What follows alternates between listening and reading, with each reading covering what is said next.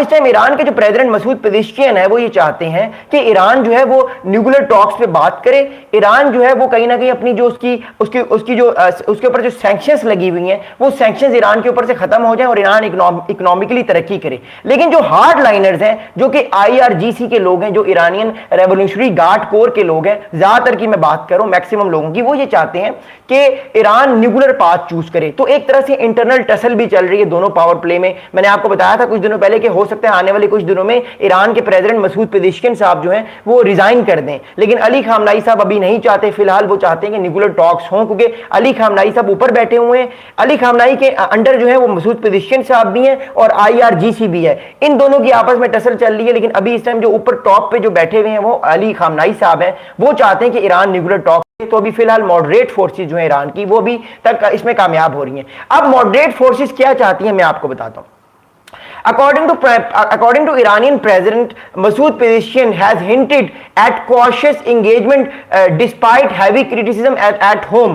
Meeting Turkish President Tayyip Erdogan at the Shanghai Cooperation Organization in China, Iran President Masoud Pezeshkian said Iran was ready for indirect dialogues with Washington so long as nuclear rights were recognized. अब basically Iran के जो president Masoud Pezeshkian है, मैंने आपको कई बार बताया, ये एक मॉडरेट लीडर है ईरान के। ये पिछले अप्रैल 2024 से अभी तक ईरान के प्रेसिडेंट है। ये बड़े पावरफुल प्रेसिडेंट है ईरान के। ये एक मॉडरेट लीडर है ईरान के।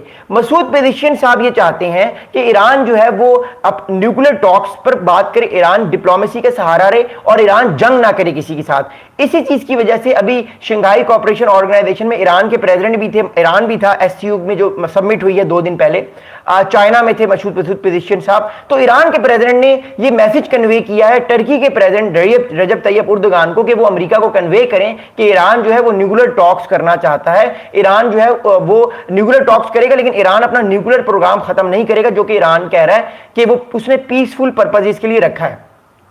अब बेसिकली न्यूक्लियर प्रोग्राम के पीसफुल पर्पस का क्या मतलब होता है? देखिए, मोर इंपॉर्टेंटली न्यूक्लियर प्रोग्राम किसी भी कंट्री में होता है, लोग यूज करते हैं न्यूक्लियर प्रोग्राम, लेकिन ईरान के न्यूक्लियर प्रोग्राम से अमेरिका को क्या खतरा है वो मैं आपको एक्सप्लेन करता हूं। देखिए, बात यह है, ईरान जो है जब हम न्यूक्लियर प्रोग्राम की बात करते हैं तो न्यूक्लियर प्रोग्राम के 2 फायदे होते हैं। एक फायदा होता है, एक नुकसान होता है दूसरे कंट्री के रिलेटेड।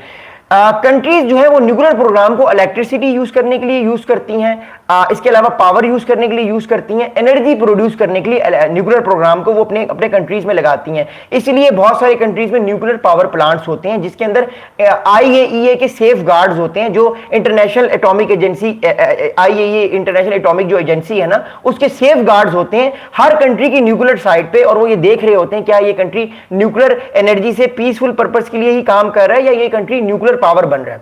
अब अमेरिका ईरान को ये कहता है कि ईरान जो है वो इस एनर्जी से एक तो अपनी एनर्जी नीड्स भी पूरी कर रहा है इस न्यूक्लियर प्रोग्राम से, लेकिन साथ साथ न्यूक्लियर वेपन भी बना रहा है, क्योंकि बहुत सारे IAEA के लोग जो है उन्होंने भी इसकी कंप्लेन की कि ईरान जो है वो यूरेनियम को इनरिच कर रहा है, जिसके लेवल 3% से ईरान ज्यादा कर रहा है, जिसका मतलब ये कि ईरान जो है वो आने वाले वक्त में न्यूक्लियर वेपन बना सकता है। जबकि ईरान ये कहता है कि नहीं, उसका ये मकसद नहीं है, वो सिर्फ जो है वो पीसफुल पर्पसेस के लिए ही ये न्यूक्लियर एनर्जी जो है ये यूज कर रहा है, उसका मकसद न्यूक्लियर नहीं है। अब अमेरिका और उसके अलाइज ये कहते हैं कि नहीं, ईरान न्यूक्लियर वेपन बनाएगा, इसलिए ईरान का पूरा न्यूक्लियर प्रोग्राम खत्म होना चाहिए।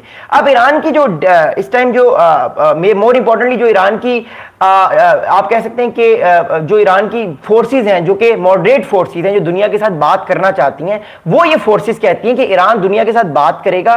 नंबर 2, ईरान न्यूक्लियर वेपन नहीं बनाएगा, लेकिन नंबर 3, ईरान का जो न्यूक्लियर प्रोग्राम है, जो ईरान कहता है कि उसने पीसफुल पर्पसेस के लिए यूज किया है, वो न्यूक्लियर प्रोग्राम भी कोई खत्म नहीं करेगा। ईरान अपने उस न्यूक्लियर प्रोग्राम को जारी रखेगा, लेकिन वो सिर्फ पीसफुल पर्पसेस के लिए होगा। ईरान उससे बिजली बनाएगा, एनर्जी बनाएगा और ये सारे काम करेगा, लेकिन अमेरिका ये कहता है कि हम आपको अब न्यूक्लियर प्रोग्राम पे काम नहीं करने देंगे। तो ईरान की जो मॉडरेट फोर्सेस हैं वो कहीं ना कहीं हार्ड लाइनर्स के साथ हैं, वो ये कहती हैं कि हम अपने न्यूक्लियर प्रोग्राम को खत्म नहीं करेंगे, हाँ हम आपके साथ डायलॉग करेंगे, हम आपके साथ जो है वो बातचीत करेंगे। अब अगली बात देखिए, अगली बात यह है कि जो ईरान के फॉरेन मिनिस्ट्री के स्पोक्स पर्सन है, इन साहब का नाम है इस्माइल बघाई।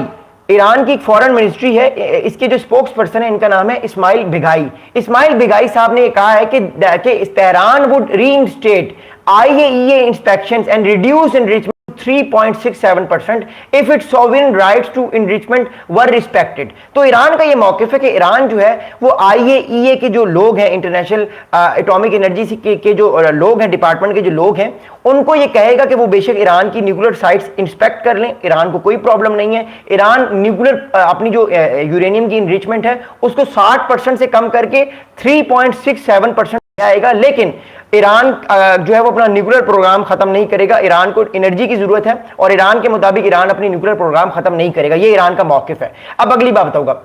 अब अगली बात यह है कि ईरान में जो हार्ड लाइनर्स हैं उनका मौकिफ कुछ और है। ईरान के जो इस टाइम हार्ड लाइनर्स हैं उनका कुछ और मौकिफ है, वो मैं आपको बताता हूं। देखिए, मॉडरेट तबका मैंने आपको बता दी, जो मॉडरेट लीडर्स हैं ईरान के, वो